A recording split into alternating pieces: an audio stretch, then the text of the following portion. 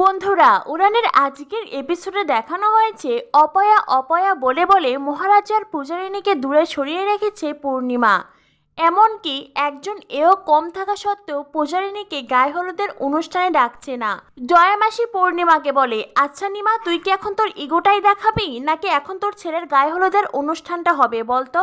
পূর্ণিমা বলে, আরে দাঁড়া তো। এই বলে পূর্ণিমা একে ওকে তাকে কল করে, কিন্তু কাউকেই সে ফোনে পায় না।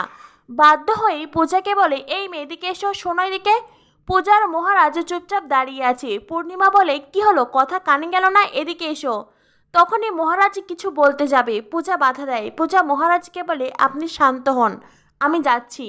এই বলে পূজা গায়ে হলুদের অনুষ্ঠানে আসে। পূর্ণিমা সোমকে বরণ করে, সকলেই সোমের গালে হলুদ লাগায়। আর এদিকে পূজা চুপটি করে সোমের পিছনে দাঁড়িয়ে আছে। জয়াবাসী বলেন, এ কি পূজা, তুমি ওখানে চুপচাপ দাঁড়িয়ে আছো কেন? এসো, এসে তুমিও সোমের গালে হলুদ লাগাও। জয়াবাসীর কথা শুনে পূজা এগিয়ে আসে। হলুদের বাটি থেকে একটুখানি হলুদ নিয়ে সোমের গালে লাগাতে চেয়েও পূজা সোমের হাতে হলুদ লাগিয়ে দেয়।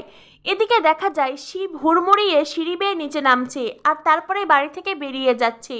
মহারাজ তখন শিবকে বলে, এই শিব, কোথায় যাচ্ছিস তুই? আয়, এমনটা করে না ভাই, আয়। অনুষ্ঠান বাড়ি থেকে তুই যদি এইভাবে চলে যাস, তাহলে তো লোকজন নানা প্রশ্ন করবে, সকলেই বলবে শিব কোথায়। আর তখন তখন আমরা কি বলবো? শিব বলে, মেজদা আমাকে ছাড়, আমার একটুও ভালো লাগছে না, আমাকে যেতে দে। তখনই পূজা আসে। পূজা এসে বলে, আমি তোমার বন্ধু না, তুমি আমার কথা শুনবে না? আমি তোমাকে বলছি বন্ধু, তুমি থেকে যাও।